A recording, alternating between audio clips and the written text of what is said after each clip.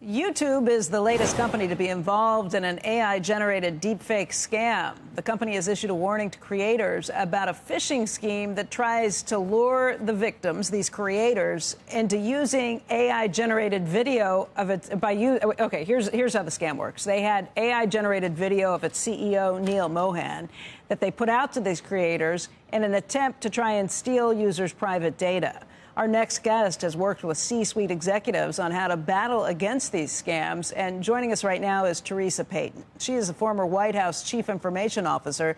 She's now the CEO of cybersecurity and intelligence firm Fortalice Solutions.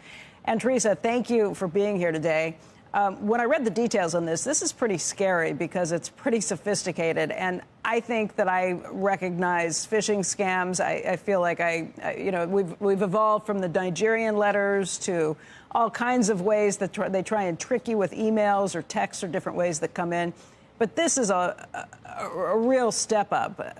AI-generated video from someone you would recognize, thinking, OK, I can trust this. What happened?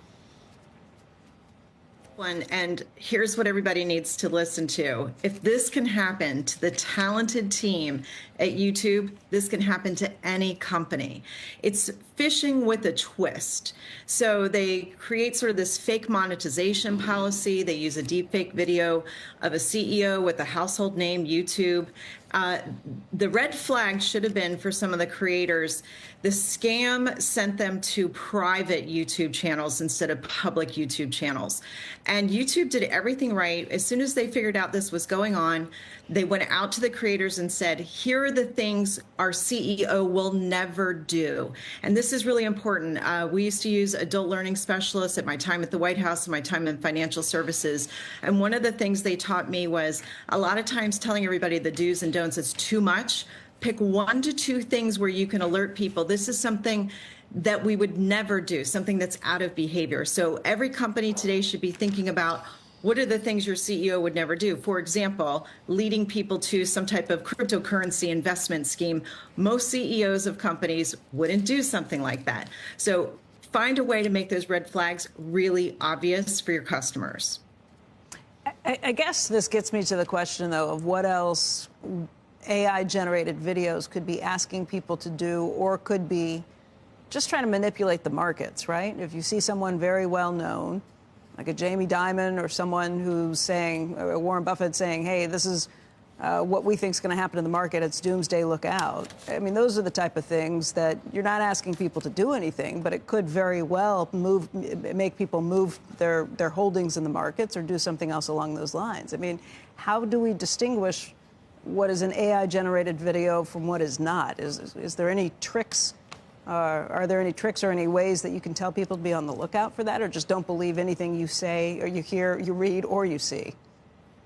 I think you've hit the nail on the head there, Becky. I mean, it really, if you see some type of investment advice or some type of market news that sounds it makes you have an emotional reaction, go and check 3 different sources. And I always say to people, have an international source, a national source, and a local source that's trusted and vetted, and go see if you can find out what's being said there. The other piece I would say is in looking at things is go read the social media policies of companies. Companies are doing a really good proactive job of mentioning these are the only official accounts that you'll see information coming out of. These are the things our CEO will never do on social media. And that can be a great way to sort of tell yourself, wait a minute, the social media policy of the company that's posted on their own website says the CEO won't do things like this. So there's 3 trusted sources, checking the social media policy, that can go a long way. Hey, Theresa, we're talking about it in the context of social media. I just actually met an executive last week who told me that they've set up personal, what they call passwords, so that when they're talking to each other, that they actually use a specific word that's like a weird word because of the sort of fakery. I mean, it could be that somebody could fake my voice, call up Becky on the phone, ask her, I don't know what, and she would think it's me. Yeah. Right? And so now people are actually creating passwords. I mean, that's a safe whole words, basically. Sort of safe word. It's like a whole new level. Yeah, actually, I recommend this both to companies and individuals because virtual kidnapping is an actual thing where you get that phone call saying your loved one's in jail, in the hospital, or whatever. And so a couple of things. One is generating that passphrase that's not easily guessed by looking at social media or publicly available information. But also, if in the moment of needing to remember that passphrase, you can't remember it, because sometimes that does happen, what I always tell people is come up with something that only the two of you would know. This actually combated a deep fake audio where a CFO thought he was talking to the CEO. They were talking about doing a wire transfer, and they have a deep fake passphrase, and he couldn't remember. So he said, "Boss, there was a book you asked me to read a couple of weeks ago when I was in your office. You held it up. I can't remember the name of the book." And basically the line went dead. So that can be a great way. Again, find those things that are not easily guessed by the outside, and that can help you with the deepfake audio. But then, like, Oz Perlman seems to be able to figure this stuff out himself. Yeah, 1 out of 7 billion people. Theresa, I mean, that is a kind of a terrifying.